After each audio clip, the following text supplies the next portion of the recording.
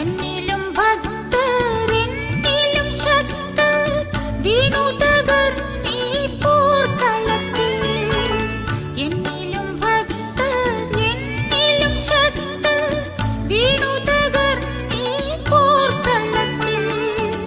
കാണുന്നു ഞാൻ അസ്ഥികൂടങ്ങൾ ഭീകരം വീരപുമാൻകളിൽ വീണവരിൽ. കാണുന്നു ഞാൻ അസ്ഥികൂടങ്ങൾ ഭീകരം വീരപുമാൻകളിൽ വീണവരിൽ. യാഹേ നീ എൻ ദൈവം, വാഴ്ത്തും ഞാൻ നിന്നെ. സ്തുത്യർഹമേ തവ നാമം, സ്തുത്യർഹമേ തവ നാമം. ഇന്ന് നമ്മൾ പാടി ഒരുമിച്ച് കർത്താവിനെ മഹത്വപ്പെടുത്തിയത് വളരെ വലിയ ഒരു സങ്കീർത്തനമാണ് എന്നുള്ളത് കൊണ്ട് തന്നെ നമ്മൾ അതിൻ്റെ 25 വാക്യങ്ങൾ മാത്രം പാടി കർത്താവിനെ മഹത്വപ്പെടുത്തി എന്ന് മാത്രമേ ഉള്ളൂ. ഇസ്രായേൽ മക്കളുടെ ജീവിതത്തിൽ അവരുടെ മരുപ്രയാണത്തോട് ബന്ധപ്പെട്ട് കർത്താവ് അവരെ എങ്ങനെ നടത്തി, എങ്ങനെ അവർ ദൈവത്തിൻ്റെ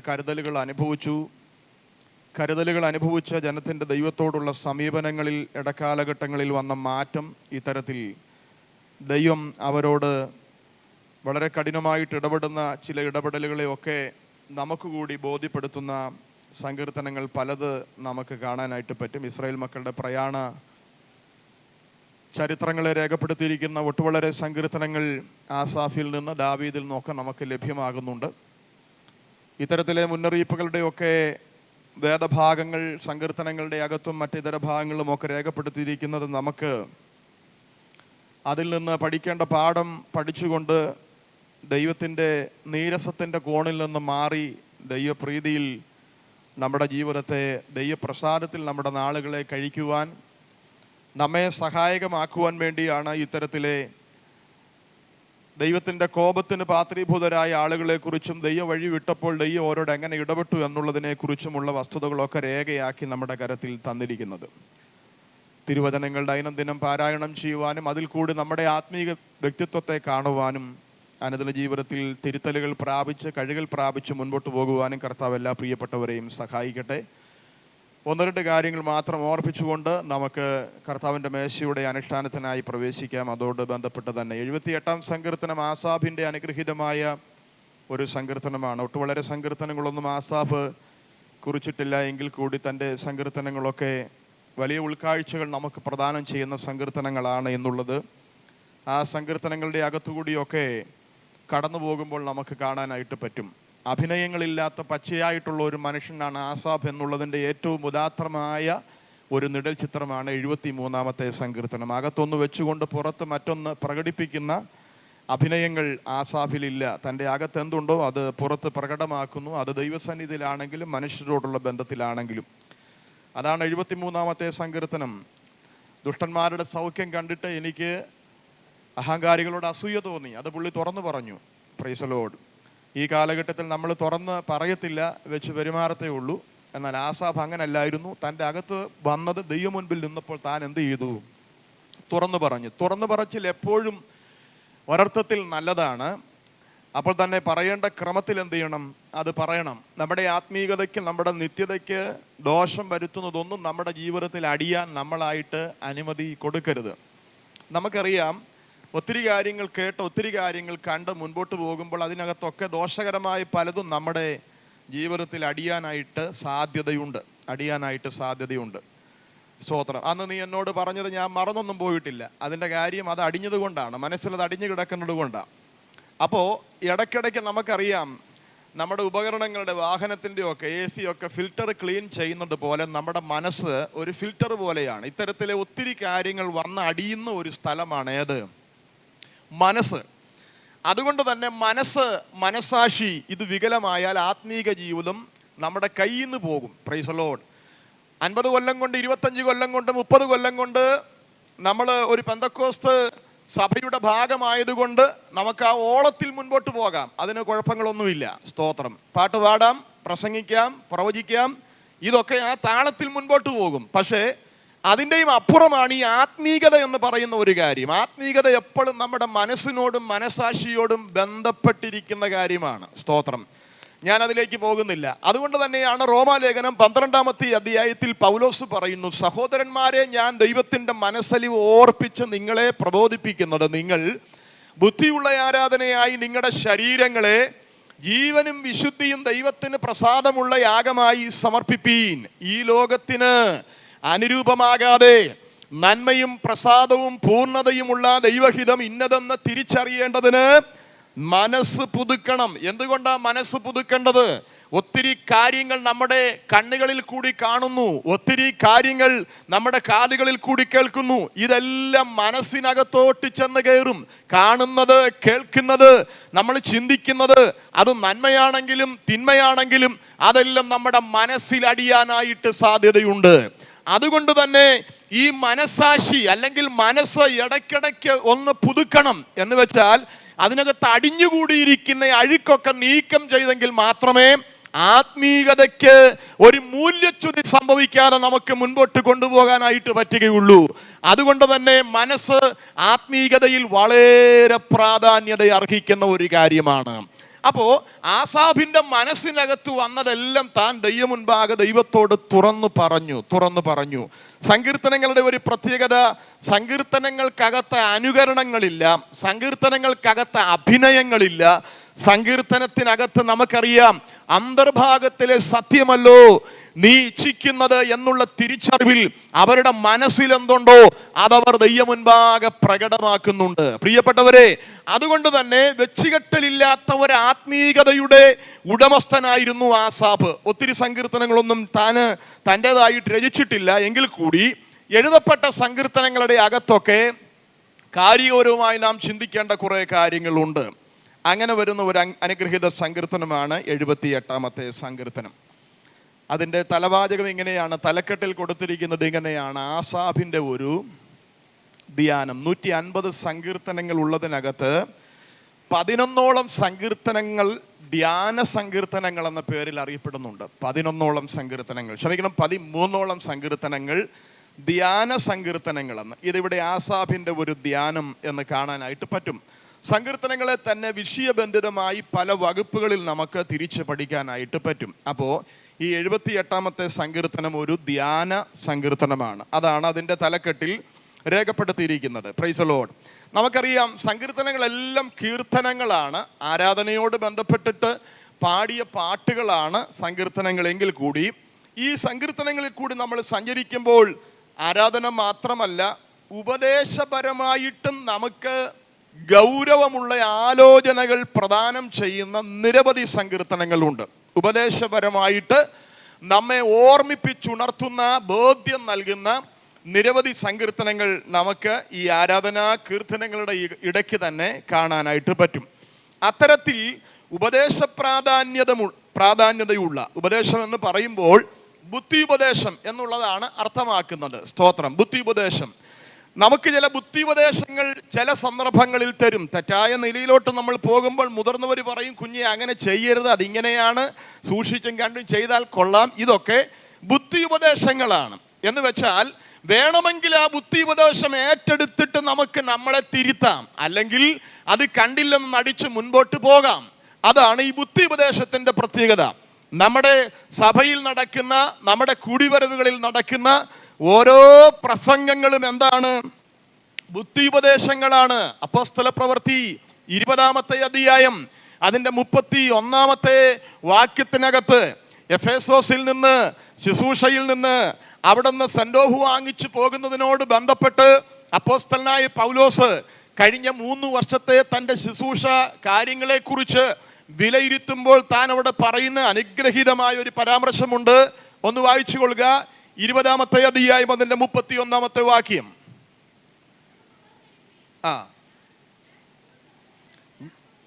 ഞാൻ 3 സംവത്സരം രാപ്പകലിടവിടാതെ കണ്ണുനീർ വാർത്തുകൊണ്ട് ഓരോരുത്തന് ബുദ്ധി പറഞ്ഞു തന്നതോർത്തുകൊള്ളുവീൻ. പ്രസംഗിച്ചതോർത്തുകൊള്ളുവീൻ എന്നല്ല, ഓരോ തിരുവചന ശുശ്രൂഷകളെയും നമ്മൾ ഗൗരവത്തോടുകൂടി പഠിച്ചാൽ കുറെ ആശയങ്ങൾ നമുക്ക് പുതിയതായിട്ട് തരുന്നു എന്നുള്ള മാത്രമല്ല, ഇൻഫർമേഷൻ നമുക്ക് കൈമാറുന്നു എന്നുള്ളത് മാത്രമല്ല, ദൈവം നമ്മെ സ്നേഹിച്ചുകൊണ്ട് നമുക്ക് തരുന്ന ബുദ്ധി ഉപദേശങ്ങളാണ് തിരുവചന പ്രഘോഷണങ്ങൾ.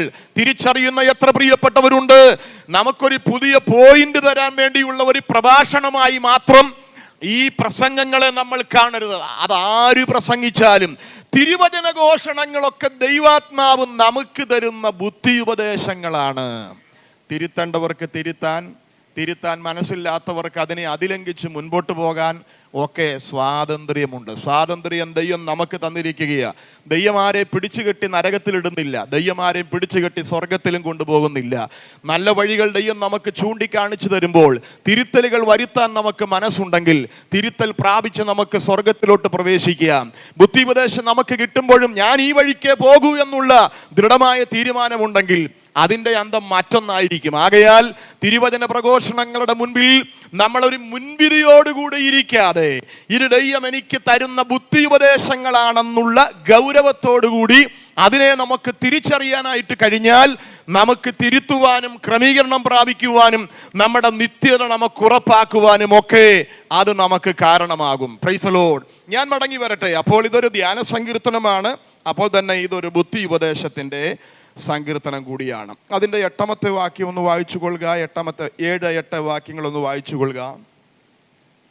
78-ാം സങ്കീർത്തനം. അവർ തങ്ങളുടെ ആശ്രയം ദൈവത്തിൽ വയ്ക്കുകയും ദൈവത്തിൻ്റെ പ്രവർത്തികളെ മറന്നുകളയാതെ അവൻ്റെ കൽപ്പനകളെ പ്രമാണിച്ച് നടക്കുകയും തങ്ങളുടെ പിതാക്കന്മാരെ പോലെ ശാഠ്യവും മത്സരവുമുള്ള തലമുറയായി ഹൃദയത്തെ സ്ഥിരമാക്കാതെ ദൈവത്തോട് അവിശ്വസ്തതയുള്ള ഒരു തലമുറയായി തീരാതിരിക്കുകയും ചെയ്യേണ്ടതിന് ആസാബ് നടത്തുന്ന ഒരു ബുദ്ധി ഉപദേശമാണ്.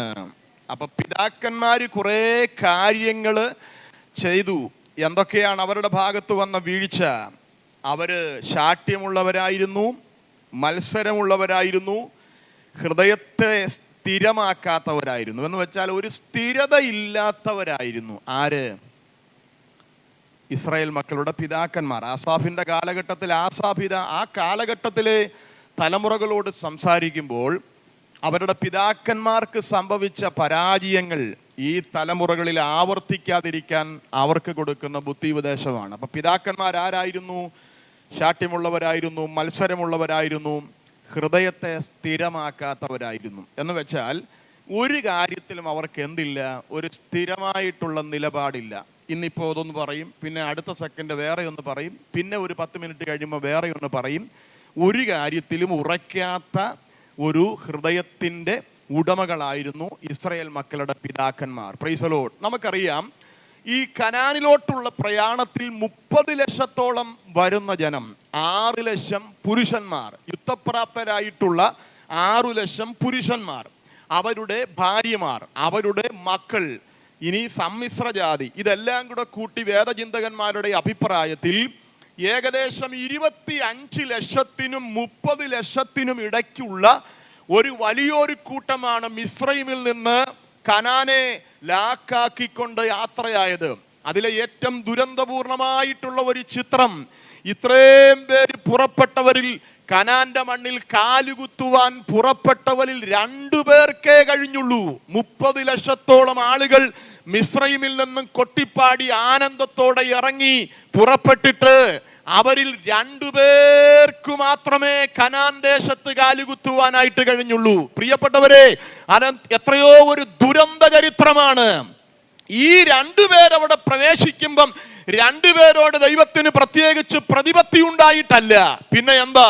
അവരെ കുറിച്ച് പറയുന്നു, ഒരുവനെ കുറിച്ച് പറയുന്നു, അവൻ വേറെ ഒരു ആത്മാവുള്ളവനാണ്, അവൻ എന്നോട് പറ്റി നിന്നവനാണ്.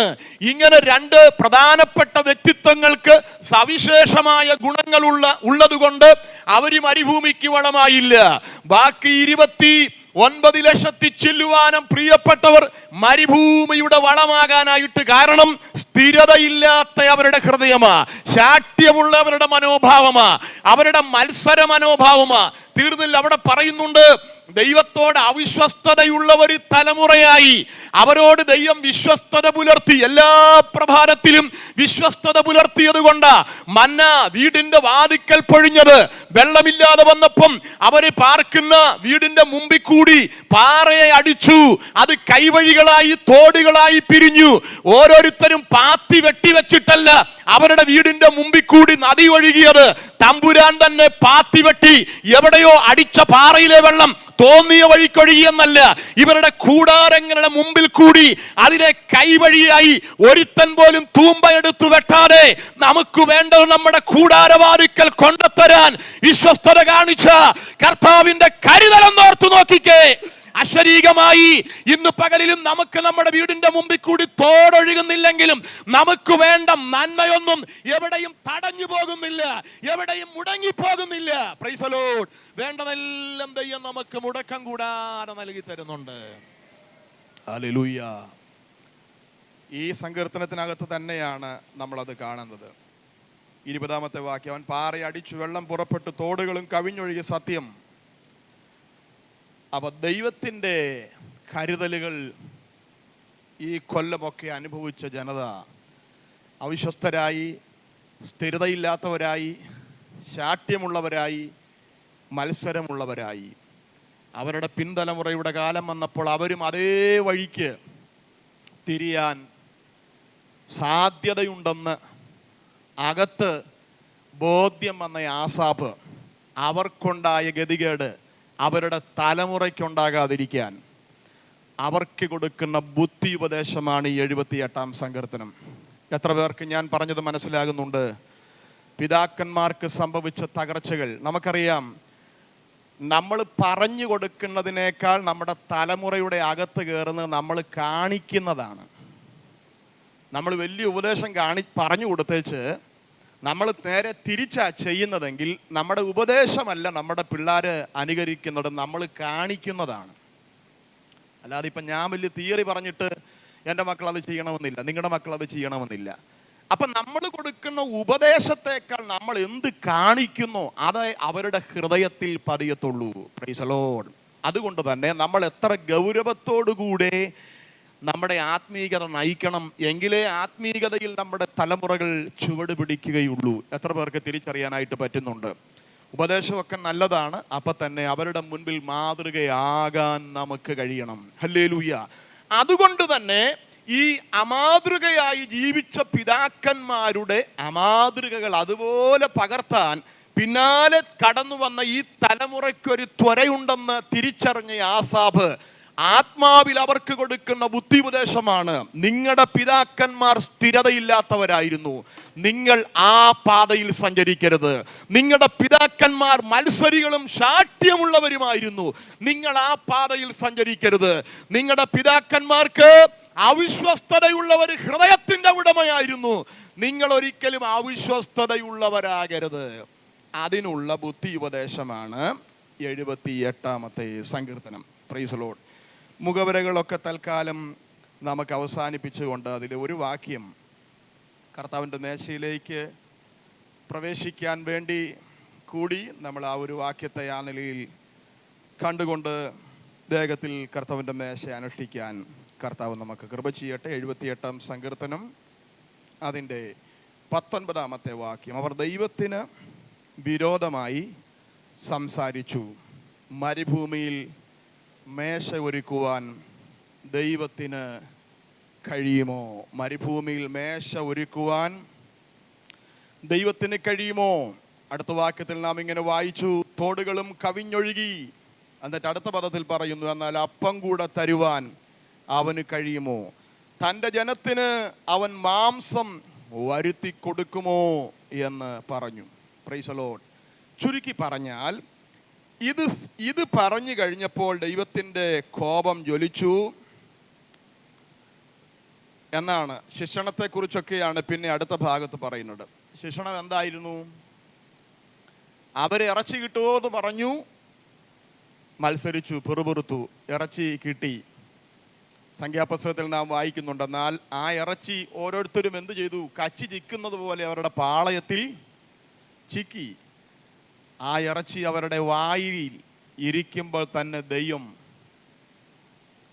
തൻ്റെ കോപം കൊണ്ട് ആ ജനത്തെ എന്ത് ചെയ്തു?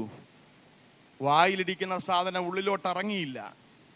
ഒരു ദിവസത്തേക്ക്, ഒരു മാസത്തേക്കുമല്ല, എത്ര നാളത്തേക്കുള്ള ഇറച്ചി അവരുടെ പാളയത്തിൽ കൊടുത്തു. പക്ഷേ അത് കഴിച്ചുകൊണ്ടിരിക്കുമ്പോൾ തന്നെ ദൈവത്തിൻ്റെ കോപം അവരുടെ മേൽ ജ്വലിച്ചു. ഇവിടെ അവർ പറയുന്നത് മരുഭൂമിയിൽ മേശ ഒരുക്കുവാൻ ദൈവത്തിന് കഴിയുമോ? ചുരുക്കി പറഞ്ഞാൽ അവരെ ഇത്ര ശ്രേഷ്ഠകരമായി നടത്തിയ ദൈവത്തിൻ്റെ ശക്തിയെ അവർ പരിമിതപ്പെടുത്തി, ലിമിറ്റ് ചെയ്തു. ദൈവം ഏറ്റവും വെറുക്കുന്ന ഒരു കാര്യമാണ് നമ്മൾ ദൈവശക്തിയെ പരിമിതപ്പെടുത്തരുത്, ദൈവശക്തിയെ ലിമിറ്റ് ചെയ്യരുത്. ദൈവത്തിന് കഴിയാത്ത വല്ല കാര്യമുണ്ടോ? യഹോവയാൽ കഴിയാത്ത വല്ല കാര്യമുണ്ടോ? പ്രശ്നങ്ങളല്ല വലുത്, പ്രശ്ന പരിഹാരകനാണ് വലുത്. രോഗമല്ല വലുത്, സൗഖ്യദായകനാണ് വലുത്. എത്ര പേർ തിരിച്ചറിയുന്നുണ്ട്? ഇന്ന് പകലിൽ നമ്മുടെ കർത്താവാണ് നമ്മുടെ സകല പ്രശ്നത്തെക്കാൾ വലുത്. കഴിഞ്ഞ കാലം ദൈവം ഒരു അത്ഭുതം ചെയ്തു, പക്ഷെ ഈ വിഷയത്തിൽ ദൈവത്തിന് അത്ഭുതം ചെയ്യാൻ പറ്റുമോ എന്നൊരു സന്ദേഹം നമ്മുടെ മനസ്സിൽ കയറരുത്. ദൈവം ഒരിക്കലും ഉൾക്കൊള്ളാത്ത ഒരു കാര്യമാണ്. നമ്മൾ ഒരിക്കലും ദൈവശക്തിയെ പരിമിതപ്പെടുത്തരുത്, ദൈവത്തിൻ്റെ ശക്തിയെ കുറച്ച് കാണിക്കരുത്. ദൈവം കൊടുത്ത നന്മ രാവിലും പകലിലും എല്ലാം ആവോളം ആസ്വദിച്ചിട്ട് അവരെ ആസ്വദിച്ചു കൊണ്ടിരിക്കുമ്പോൾ തന്നെ ദൈവശക്തിയെ പരിമിതപ്പെടുത്തിക്കൊണ്ട് ചോദിക്കുകയാ, ഇറച്ചി തരാൻ ദൈവത്തിന് പറ്റുമോ? മരുഭൂമിയിൽ മേശ ഒരുക്കാൻ ദൈവത്തിന് പറ്റുമോ? അത് ഇതുവരെ അനുഭവിച്ചവർ ദൈവത്തെ പരിമിതപ്പെടുത്തിയപ്പോ അവർക്കെതിരെ ദൈവത്തിന്റെ കോപം പുറത്തു വരികയാ. പ്രിയപ്പെട്ടവരെ, ഒരു കാലഘട്ടങ്ങളിലും ദൈവത്തിന്റെ ശക്തിയെ നാം പരിമിതപ്പെടുത്തരുത്. ഹല്ലേലൂയ. അതിൽ തുടരാനായിട്ട് താല്പര്യപ്പെടുന്നില്ല. നമ്മൾ അവിടുത്തെ ഒരു പദം മാത്രം എടുത്തിട്ട് നമ്മൾ അവിടെ നിന്ന് മാറുകയാണ് കർത്താവിൻ്റെ മേശയിലേക്ക്. ഇവിടെ നാം വായിച്ച ഒരു പദം നിങ്ങൾ ശ്രദ്ധിച്ചല്ലോ, മരുഭൂമിയിൽ മേശ ഒരുക്കുവാൻ ദൈവത്തിന് കഴിയുമോ? എന്താണ് ഈ മേശ എന്നുള്ളത് കൊണ്ട് അർത്ഥമാക്കുന്നത്? അശരീക അർത്ഥത്തിൽ നമുക്കറിയാം, മേശ കൊണ്ട് ഒരുപാട് ഗുണങ്ങളുണ്ട്, അല്ലേ? ഭക്ഷണം കഴിക്കാൻ നമ്മൾ മേശ ഉപയോഗിക്കുന്നു, പിള്ളേർ പഠിക്കാനായിട്ട്, അല്ലേ, സ്റ്റഡി ടേബിൾ ഉണ്ട്. ഇങ്ങനെ പല കാര്യങ്ങളാണ് മേശയുടെ ഉപയോഗം അതിൻ്റെ അക്ഷരാർത്ഥത്തിൽ. എന്നാൽ ആത്മീക അർത്ഥത്തിൽ മേശ എന്ന് പറയുന്നതിന് ഭക്ഷണം കഴിക്കാനുള്ള മേശയായിട്ടോ എന്തെങ്കിലുമൊക്കെ കാര്യങ്ങൾ നടത്തിയെടുക്കാനായിട്ട് സഹായകമാകുന്ന ഒരു വസ്തുവായിട്ടോ ഒന്നുമല്ല. ബൈബിളിൽ മേശയെ ആലങ്കാരിക പ്രയോഗത്തിൽ പറഞ്ഞിരിക്കുമ്പോൾ അതിനകത്ത് ആശയ വ്യത്യാസങ്ങൾ, ആശയ വ്യാപ്തിയുണ്ട്. അംഗീകാരം, കൂട്ടായ്മ, വേർപാട്, ദൈവാശ്രയം, ഇതൊക്കെ ഈ മേശയുടെ പര്യായങ്ങളായി നമുക്ക് കാണാനായിട്ട് പറ്റും. മനസ്സിലാകുന്നുണ്ടോ? അപ്പോൾ ഇത്രയും ആശയവ്യാപ്തി ആത്മീയ അർത്ഥത്തിൽ മേശയ്ക്ക് ഉണ്ട്. 2-3 സാമ്പിളുകൾ വേഗത്തിൽ 1, 2, 3, 4 വാക്യങ്ങളിൽ കൂടി ഒന്ന് കണ്ടിട്ട് നമുക്ക് കൊരിന്ത് ലേഖനത്തിലേക്ക് ഓടി വരാം. 2 ശമൂവേലിന്റെ പുസ്തകം 9-ാമത്തെ അധ്യായം, അതിൻ്റെ 7-ാമത്തെ വാക്യം. 2 ശമൂവേൽ 9:7. 2 ശമൂവേൽ എന്ന് പറയുമ്പോൾ തന്നെ നമുക്ക് വിഷയം അറിയാം.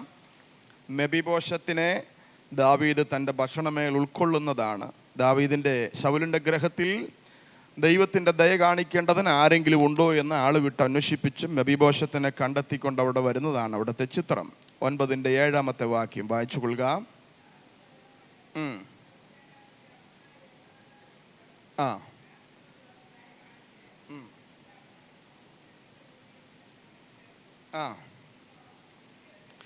നീയോ നിത്യം എൻ്റെ മേശയിൽ നിന്ന് ഭക്ഷണം കഴിച്ചു കൊള്ളുക.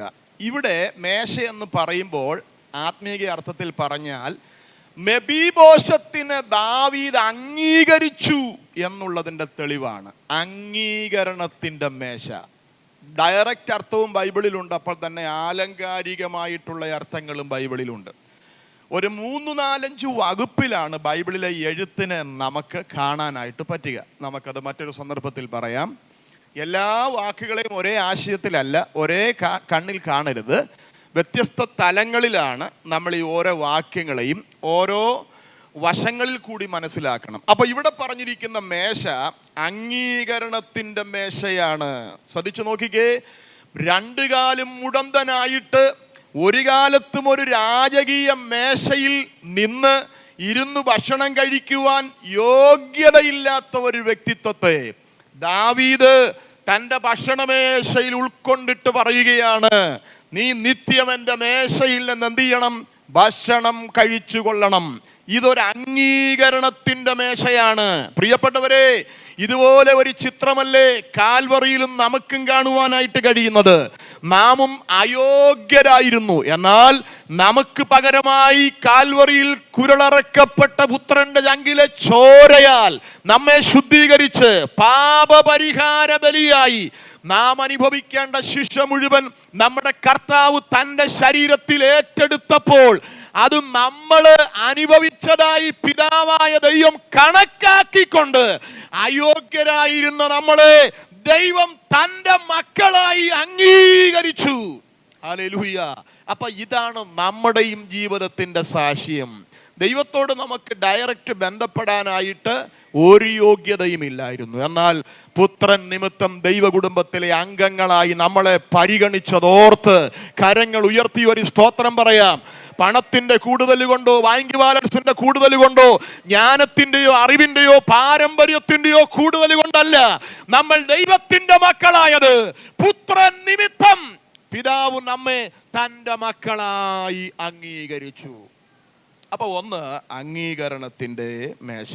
രണ്ട്, നെഹമ്യാവിന്റെ പുസ്തകം 5-ാമത്തെ അധ്യായം 17-ാമത്തെ വാക്യത്തിലേക്ക് വരാം. നെഹമ്യാവിന്റെ പുസ്തകം 5-ന്റെ 17-ാമത്തെ വാക്യം.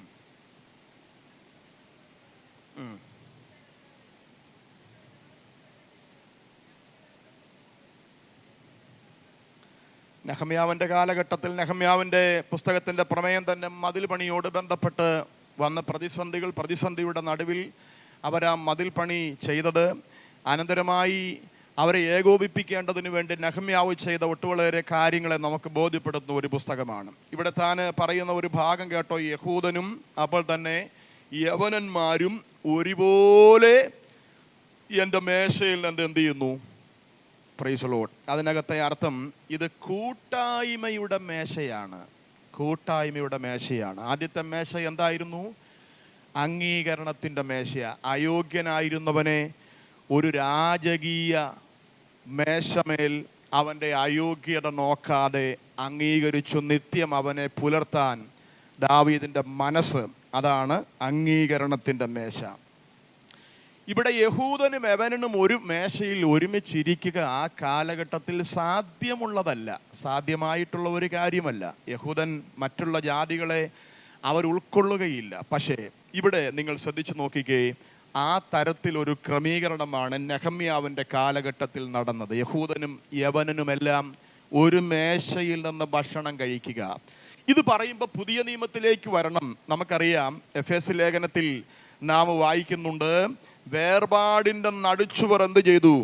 ഇടിച്ചു കളഞ്ഞിട്ട് ഇരുപക്ഷത്തെയും ഒന്നാക്കി. ഹല്ലേലൂയ.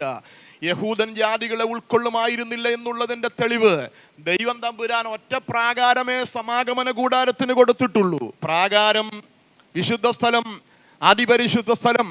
ബാക്കിയുള്ളവരെല്ലാം ഈ പ്രാകാരം എന്ന് പറഞ്ഞാൽ മുറ്റമെന്നേ അർത്ഥമുള്ളൂ. ബാക്കി രണ്ട് ഭാഗങ്ങളെ കൂടെ ചേർത്തുകൊണ്ടാണ് അന്തർമന്ദിരം എന്ന് പറയുന്നത്. വിശുദ്ധ സ്ഥലവും അതിപരിശുദ്ധ സ്ഥലവും കൂടിയാണ് ഇങ്ങനെ തിരശീല കൊണ്ട് മറച്ചിരിക്കുന്നത് രണ്ടിടം. ബാക്കി താമ്രയാഗവിടവും താമ്രത്തൊട്ടിയും ഇരിക്കുന്നത് ആ സ്ഥലത്തിന് കൊടുക്കുന്ന പേരാണ് പ്രാകാരം. ദൈവം തമ്പുരാൻ അങ്ങനെ സാധാരണക്കാർക്ക് വരാൻ ഒരു പ്രാകാരമേ കൽപ്പിച്ചു കൊടുത്തിട്ടുണ്ടായിരുന്നുള്ളൂ. പക്ഷേ കാലാന്തര യഹൂദൻ ഒരുപാട് വകുപ്പുകൾ പ്രാകാരത്തിൽ തന്നെ വരുത്തി. സ്ത്രീകളുടെ പ്രാകാരം ഉണ്ടായിരുന്നു, ജാതികളുടെ പ്രാകാരം ഉണ്ടായിരുന്നു. ഇങ്ങനെ വകുപ്പുകൾ തിരിച്ചു. യഹൂദന്മാർക്ക് നിൽക്കുവാൻ യഹൂദന്മാരുടെ പുരുഷന്മാർ മാത്രം നിൽക്കുന്ന പ്രാകാരം, അപ്പോൾ തന്നെ യഹൂദ സ്ത്രീകൾക്ക് വേണ്ടി വേർതിരിച്ച മറ്റൊരു പ്രാകാരം, പിന്നെ ജാതീയ ഭാഗത്തിൽ നിന്ന് യഹൂദ മതത്തിലോട്ട് ചേക്കേറുന്നവർക്ക് അവരുടേതായിട്ടുള്ള ഒരു പ്രാകാരം. ഇങ്ങനെ ഒത്തിരി വകുപ്പുകൾ യഹൂദൻ തിരിച്ചു. ഇതൊന്നും ദൈവം തിരിച്ചതല്ല, ദൈവം ഒറ്റ പ്രാകാരമേ കൊടുത്തിട്ടുള്ളൂ. എന്നാൽ യേശു കർത്താവിന്റെ കാൽവറി ക്രൂശിൽ നടന്ന പരമബലിയാൽ ഇത്തരത്തിലെ വേർപെടുത്തുന്ന മതിലുകളെയെല്ലാം ഇടിച്ച്, വേർപാടിന്റെ നടുച്ചുവർ ഇടിച്ച് ഇരുവശത്തെയും ഒന്നാക്കി. ഇന്ന് യഹൂദനും യവനനും ഏത് ജാതിയിലും മതത്തിലും പെട്ടവന് ഒരേ മേശയുടെ അംശികളാകാൻ, ഒരപ്പത്തിന്റെ അംശി, ഒരു പാനപാത്രത്തിൽ നിന്ന് കുടിപ്പാൻ കഴിയത്തക്ക നില അവരെ വേർതിരിച്ച സമസ്ത വസ്തുതകൾക്കും അതിനെ മാറ്റിക്കളഞ്ഞത് കർത്താവിന്റെ ക്രൂശാണ്. Price the Lord. അതിന്റെ ഒരു നിഴൽചിത്രമായിട്ട് നമുക്കിതിനെ വേണമെങ്കിൽ കാണാം. ഈ നെഹമ്യാ 5:17 ഇത് കൂട്ടായ്മയുടെ മേശയാണ്. ഇനി രാജാക്കന്മാരുടെ 1-ാം പുസ്തകം 10-ാമത്തെ അധ്യായം 4-8 വരാം. 1 രാജാക്കന്മാർ 10-ാമത്തെ അധ്യായം 4-ാമത്തെ വാക്യം.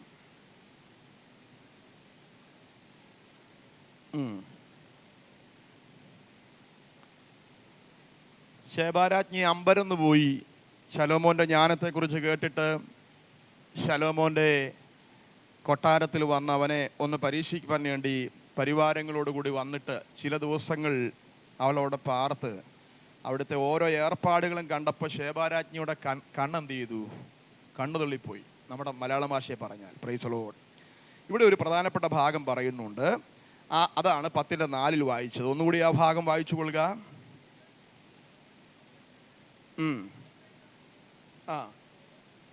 അവന്റെ മേശയിലെ ഭക്ഷണം എന്താ? 4:22. 4:22.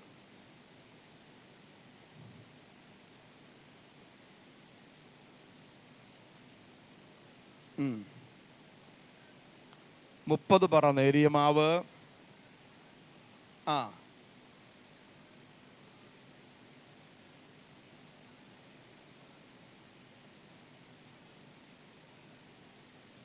ഇതായിരുന്നു ശലോമോന്റെ മേശയിലെ നിത്യ ചെലവിന്റെ ലിസ്റ്റാണ് 1 രാജാക്കന്മാർ 4:22 കൊടുത്തിരിക്കുന്നത്. 37-ാം സങ്കീർത്തനത്തിൽ ദാവീദ് പറയുന്നുണ്ട്, നീതിമാൻ തുണയില്ലാതിരിക്കുന്നതും അവന്റെ സന്തതി ആഹാരമിറക്കുന്നതും ഞാൻ കണ്ടിട്ടില്ല. ഒത്തിരി പേരുടെ ഉയർച്ച താഴ്ചകൾ, ഒത്തിരി പേരുടെ നന്മകൾ, ഒത്തിരി പേരുടെ തകർച്ചകൾ കണ്ടിട്ടുള്ള ദാവീദ് സ്വയം സാക്ഷ്യപ്പെടുത്തുകയാണ്, എൻ്റെ ആയുസ്സിൽ ഇന്ന് വരെ നീതിമാന്റെ സന്തതി ആഹാരമിറക്കുന്നത് കണ്ടിട്ടില്ല. ഇത് പറയുമ്പം എത്രയെത്ര സന്ദർഭങ്ങളിൽ ദാവീദ് ആഹാരമില്ലാത്തവനായി. Praise the lord. പുരോഹിതന്മാർക്ക് മാത്രം കഴിക്കാനുള്ള കാഴ്ചയപ്പത്തെ വരെ ഒരു ദിവസം വിശപ്പിന്റെ ആധിക്യം കൊണ്ട് പുള്ളി കയറി പിടിയിട്ടു. മനസ്സിലാവുന്നുണ്ടോ? കാഴ്ചയപ്പം പുരോഹിതന്മാർക്ക് മാത്രമേ കഴിക്കാൻ പ്രമാണമുള്ളൂ. പക്ഷെ വിശപ്പിന്റെ ആധിക്യം കൊണ്ട് ആ കാഴ്ചയപ്പത്തിന്റെ ഒരു ഭാഗം അർഹതയില്ലാത്തത്, അനുവദനീയമല്ലാത്തത് ദാവീദ് ചെയ്തു.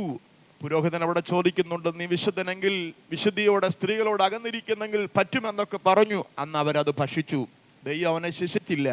പ്രിയപ്പെട്ടവരെ, പ്രമാണം ഒരു ഭാഗത്തുണ്ടെങ്കിലും അവന്റെ വിശപ്പിന്റെ അല്ലെങ്കിൽ അടിയന്തരമായി ആ ഘട്ടത്തിൽ ശുദ്ധിയുള്ള ആ മനുഷ്യൻ വിശന്ന് പൊരിയാതിരിക്കാൻ അവനെ ഒരു കാട്ടുകോഴിയെ പോലെ ഇട്ട് ശൗൽ ഓടിച്ചു കൊണ്ടിരിക്കുമ്പോൾ അതവൻ ചെയ്തിട്ടും തമ്പുരാൻ ശിക്ഷിച്ചില്ല. Price the Lord. പ്രമാണം ആ ഭാഗത്തുണ്ട്. പക്ഷേ അടിയന്തര ഘട്ടത്തിൽ, നമ്മുടെ ആവശ്യഘട്ടത്തിൽ എല്ലായിടത്തും നമ്മുടെ ദൈവം പ്രമാണം നോക്കുന്നില്ല. അതുകൊണ്ട് നമ്മൾ പ്രമാണം അയക്കണമെന്നല്ല അതിനകത്തെ അർത്ഥം. പ്രമാണം തന്നവന് അഴിക്കാനും കെട്ടാനും അനുവാദമുണ്ട്. അതിനകത്ത് കൂട്ടിക്കെട്ടാനോ അഴിച്ചു കളയാനോ നമുക്ക് അനുമതിയില്ല. കരമുയർത്തി കർത്താവിനൊരു സ്തോത്രം പറയാം. ഒത്തിരി പട്ടിണി കിടന്ന ഈ മനുഷ്യൻ പറയുക, നീതിമാന്റെ സന്തതിക്ക് ആഹാരമിരക്കാൻ എന്റെ ദൈവം ഇടവരുത്തുകയില്ല. നമ്മൾ അനുഭവിച്ച ഒരു പ്രതിസന്ധികളും നമ്മുടെ തലമുറകൾ കടന്നു പോകാൻ കഴിയാത്ത ക്രമത്തിൽ നമ്മുടെ ദൈവം നമ്മളോടും നമ്മുടെ തലമുറയോടും കാണിക്കുന്ന നീതിക്കായി കർത്താവിനൊരു സ്തോത്രം പറഞ്ഞാട്ടെ. നമ്മൾ കാണാത്ത രാജ്യങ്ങൾ നമ്മുടെ തലമുറകൾ കാണുന്നില്ലേ? നമ്മൾ കൈകാര്യം ചെയ്യാത്ത കറൻസികൾ നമ്മുടെ തലമുറകൾ കൈകാര്യം ചെയ്യുന്നില്ലേ? നമുക്കറിയാത്ത ഭാഷകൾ നമ്മുടെ തലമുറകൾ കൈകാര്യം ചെയ്യുന്നില്ലേ?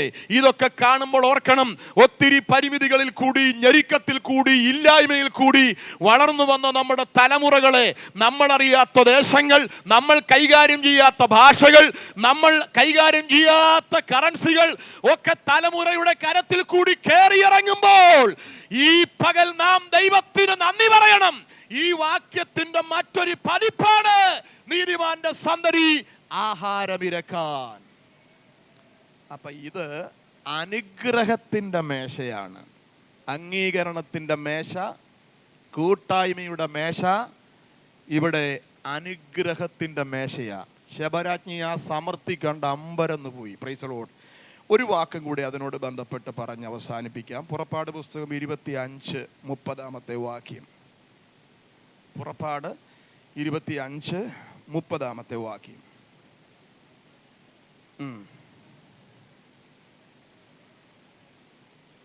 മേശമേൽ കാഴ്ചയപ്പം വയ്ക്കണം. ലേവ്യ പുസ്തകം 24:9 കൂടി വായിക്കാം. ലേവ്യ 24:9 കൂടി.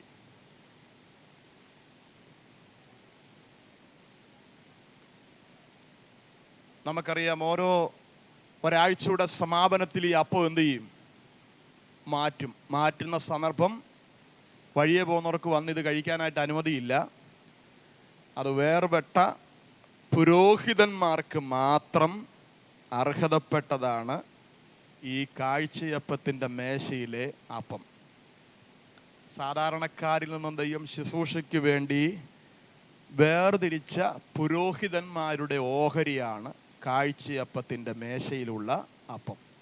അപ്പം ഇത് ഒരു വേർപാടിനെ കാണിക്കുകയാണ്. എല്ലാവർക്കും ഇത് ഭക്ഷിക്കാനായിട്ട് പറ്റുകയില്ല. പിന്നെയോ തമ്പുരാൻ വേർതിരിച്ചവരുടെ ഓഹരിയാണ്. സഭ എന്ന വാക്കിൻ്റെ അർത്ഥം തന്നെ എന്താണ്? ഒരു പ്രത്യേക ഉദ്ദേശത്തിനു വേണ്ടി വിളിച്ച് വേർതിരിച്ചവരുടെ കൂട്ടമാണ് ആര്? ഒന്നുകൂടി കൃത്യമായി പറഞ്ഞാൽ, കർത്താവിനു വേണ്ടി വേർതിരിക്കപ്പെട്ടവരുടെ കൂട്ടമാണ് ദൈവസഭ. സഭ എന്നുള്ള വാക്കിന് വലിയ അർത്ഥമൊന്നുമില്ല. ദൈവസഭ.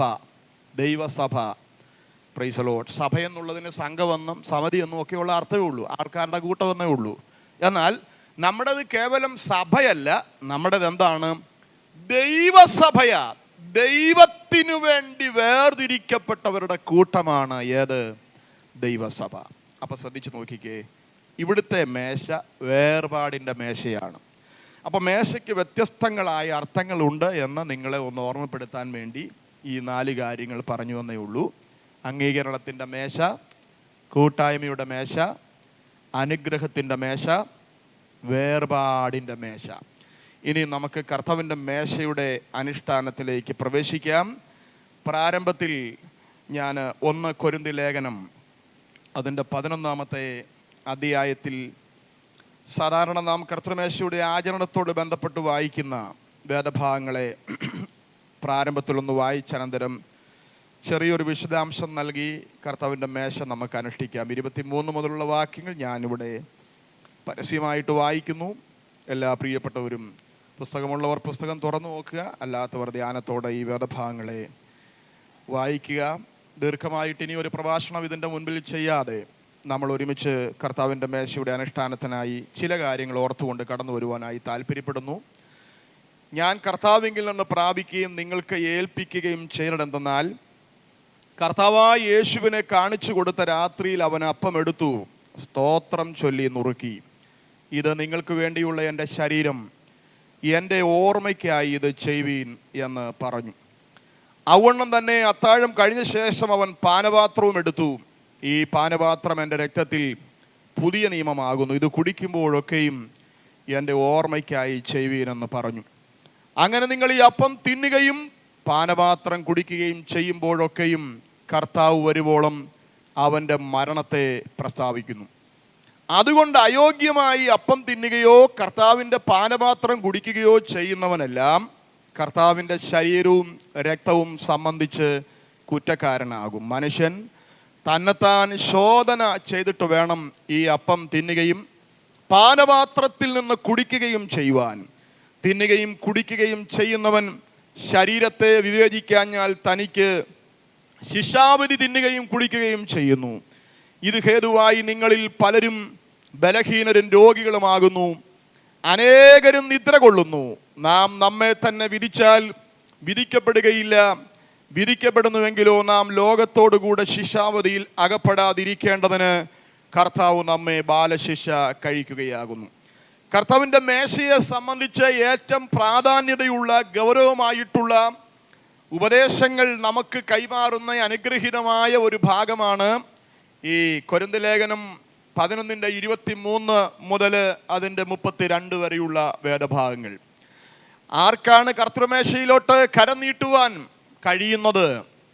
എന്തൊക്കെ കാര്യങ്ങളുടെ ക്രമീകരണങ്ങൾ കർത്തൃമേശയ്ക്ക് വേണ്ടി അടുത്തു വരുന്നവർ അനുവർത്തിക്കണം? യോഗ്യതയോടുകൂടി കർത്തൃമേശ അനുഷ്ഠിച്ചാൽ അതുകൊണ്ടുള്ള ഗുണമെന്താണ്? അയോഗ്യതയോടുകൂടി കാര്യഗൗരവമില്ലാതെ കർത്തൃമേശ അനുഷ്ഠിച്ചാൽ അവർക്കുള്ള ശിക്ഷണം എന്താണ്? ഇതെല്ലാം വളരെ വസ്തുനിഷ്ഠമായി വരച്ചു കാണിക്കുന്ന ഒരു ഭാഗമാണ് ഈ പ്രധാനപ്പെട്ട ഭാഗം.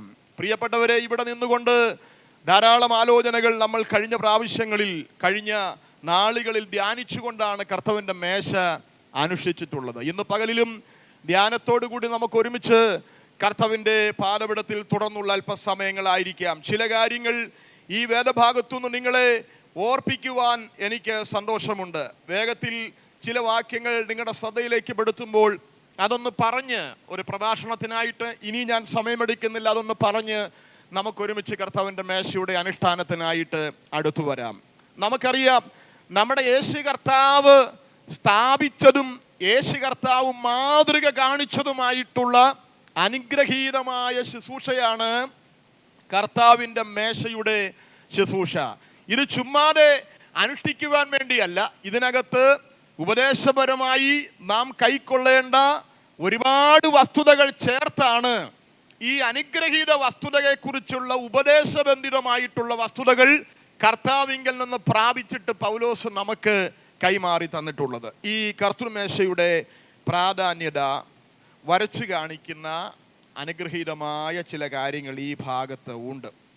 1 കൊരിന്ത്യർ ലേഖനം 10-ാമത്തെ അധ്യായം അതിൻ്റെ 21-ാമത്തെ വാക്യം. 1 കൊരിന്ത്യർ ലേഖനം 10:21 വാക്യം. ഈ മേശയുടെ ചില പ്രത്യേകതകൾ എന്തൊക്കെയാണ് എന്നുള്ളത് ഒന്ന് പറഞ്ഞ് ഞാൻ അവസാനിപ്പിക്കാം. കൊരിന്ത്യർക്ക് എഴുതിയ 1-ാം ലേഖനം 10-ാമത്തെ അധ്യായം അതിൻ്റെ 21-ാമത്തെ വാക്യം.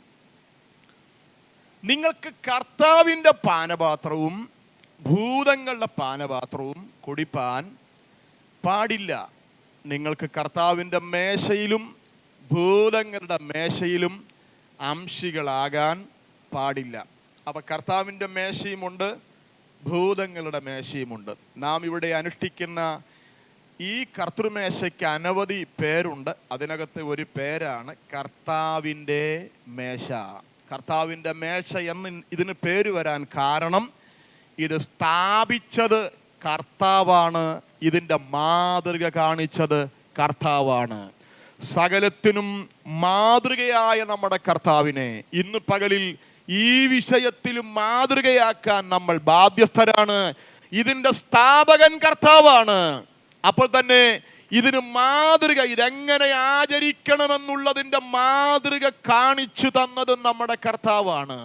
പൗലോസ് ഇത് കർത്താവ് നടത്തിയ കർത്തൃമേശയിൽ ആ അത്താഴത്തിൽ പൗലോസ് പങ്കെടുത്തിട്ടില്ല. എന്നാൽ യേശു കർത്താവ് എങ്ങനെ ഈ ശുശ്രൂഷ നടത്തി എന്നുള്ളതിൻ്റെ ഒരു ചിത്രം പൗലോസിന് കർത്താവ് വെളിപ്പാടിൽ കൊടുത്തത് കൊണ്ടാണ് പൗലോസ് ഇവിടെ പറയുന്നു, ഞാൻ കർത്താവിങ്കൽ നിന്ന് പ്രാപിക്കുകയും. ഈ 23 മുതൽ 32 വരെയുള്ള ഭാഗങ്ങളിൽ കൂടി സഞ്ചരിക്കുന്ന ഒരാൾക്ക് ഈ ഭാഗങ്ങൾ വായിക്കുമ്പോൾ കർത്താവ് നടത്തിയ ആ അത്താഴത്തിൽ, ആ തിരുമേശയിൽ ഈ ഇദ്ദേഹം പങ്കെടുത്തിട്ടുള്ള ഒരു വ്യക്തി എഴുതുന്നത് പോലെ അത്ര ക്ലാരിറ്റിയോടുകൂടിയാണ് പൗലോസ് ഈ വസ്തുതകൾ എഴുതുന്നത്. സ്ഥാപിച്ചത് കർത്താവ്, മാതൃകയായി തീർന്നതും കർത്താവ്. അതുകൊണ്ടാണ് ഈ മേശയ്ക്ക് കർത്തൃമേശ എന്ന് പേര് വന്നത്. ഇനി അതിന്റെ 16-ാമത്തെ വാക്യം ഒന്ന് വായിച്ചേ. 10-ന്റെ 16-ാമത്തെ വാക്യം. 1 കൊരിന്ത്യർ തന്നെ 10-ന്റെ 16-ാമത്തെ വാക്യം.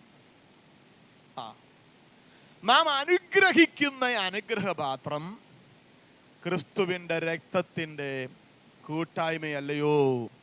നാം നുറുക്കുന്ന അപ്പം ക്രിസ്തുവിന്റെ ശരീരത്തിന്റെ കൂട്ടായ്മയല്ലയോ? അങ്ങനെയെങ്കിൽ ഈ മേശയുടെ രണ്ടാമത്തെ പ്രത്യേകത, ഇത് കൂട്ടായ്മയുടെ മേശയാണ്. എത്ര പേർക്ക് സന്തോഷമുണ്ട്? ഇത് കൂട്ടായ്മയുടെ മേശയാണ്. കർത്താവിനോടുള്ള നമ്മുടെ കൂട്ടായ്മ, നമ്മുടെ സഹജീവികളോട് ഉള്ള കൂട്ടായ്മ, അനുഗ്രഹീതമായ ഒരു കൂട്ടായ്മയുടെ മേശയാണ് ഇന്ന് പകലിൽ നമ്മൾ അനുഷ്ഠിക്കുവാനായി പോകുന്നത്. സന്തോഷത്തോടെ ദൈവത്തിന് മഹത്വം കൊടുക്കുവാൻ ഇന്ന് പകലിൽ നമുക്ക് കഴിയട്ടെ. ഒന്ന്, കർത്താവിൻ്റെ മേശ. രണ്ട്, ഇത് കൂട്ടായ്മയുടെ മേശയാണ്. മൂന്ന്, 17-ാമത്തെ വാക്യം മറ്റൊരു പ്രത്യേകത ഇവിടെ പറയുന്നു. അപ്പമൊന്നാകെ കൊണ്ട് പലരായ നാം ക്രിസ്തുവിൽ ഒരു ശരീരമാകുന്നു, നാം എല്ലാവരും ഒരേ അപ്പത്തിന്റെ അംശികളാകുന്നുവല്ലോ. അപ്പൊ ഈ മേശ ഐക്യതയുടെ മേശയാണ്. അപ്പം ഒന്നാകെ കൊണ്ട് പലരായ നാം ക്രിസ്തുവിൽ ഒരു ശരീരമാകുന്നു. Price the Lord. പല കുടുംബത്തിൽ ജനിച്ച നമ്മെ ഈ ഒരപ്പത്തിന്റെ അംശികളാക്കി നമ്മുടെ കർത്താവ് നമ്മളിൽ ഒരു വലിയ ഐക്യത ഉണ്ടാക്കിയെടുക്കുകയാണ്. ഹല്ലേലൂയ. ഇതാ സഹോദരന്മാർ ഒത്തൊരുമിച്ച് വസിക്കുന്നത് എത്ര ശുഭവും എത്ര മനോഹരവുമാകുന്നു. അവിടെയല്ലോ യഹോവ ശാശ്വതമായ ജീവനും അനുഗ്രഹവും കൽപ്പിച്ചിരിക്കുന്നത്. വ്യത്യസ്ത ചിന്താഗതികളോടുകൂടി ഇന്ന് പകലാരും ഈ കർത്തൃമേശയിൽ പങ്കാളികളാകരുത്. അടുത്തിരിക്കുന്നയാളോട് നമ്മുടെ മനസ്സുകൊണ്ട് യോജിക്കാൻ പറ്റുന്നില്ലെങ്കിൽ, ഏതെങ്കിലും വിരോധഭാവങ്ങൾ ഉണ്ടെങ്കിൽ, എന്തെങ്കിലും കയ്പ് നമ്മളിൽ മറ്റുള്ളവരോട് ബന്ധപ്പെട്ട് പ്രബലപ്പെട്ട് നിൽക്കുന്നുണ്ടെങ്കിൽ, ദയവായി നിങ്ങൾ അതിന് പരിഹാരം വരുത്തിയിട്ട് മാത്രമേ ഈ കർത്താവിന്റെ മേശയിലേക്ക് കരം നീട്ടാവുള്ളൂ. വിരോധം മനസ്സിൽ വെച്ചുകൊണ്ട്, പിണക്കം മനസ്സിൽ വെച്ചുകൊണ്ട്, കയ്പ് മനസ്സിൽ വെച്ചുകൊണ്ട് ദയവായിട്ട് ആരും അപ്പവീഞ്ഞുകളിലോട്ട് കരം നീട്ടരുത്. മുൻവിധികളെയെല്ലാം മാറ്റി നമുക്ക് കുറ്റമറ്റ ഒരു മനസാക്ഷിയോട് വേണം ഈ കർത്താവിന്റെ മേശയിലേക്ക് കരം നീട്ടാൻ. എത്ര പേർക്ക് ഞാൻ പറയുന്നത് മനസ്സിലാകുന്നുണ്ട്? പുറമേ നോക്കുമ്പോൾ നമ്മൾ ചിരിച്ചു കാണിക്കുന്നതൊക്കെ നല്ല കാര്യം, പക്ഷെ ആ ചിരി അകത്തുകൊണ്ടോ? സ്തോത്രം.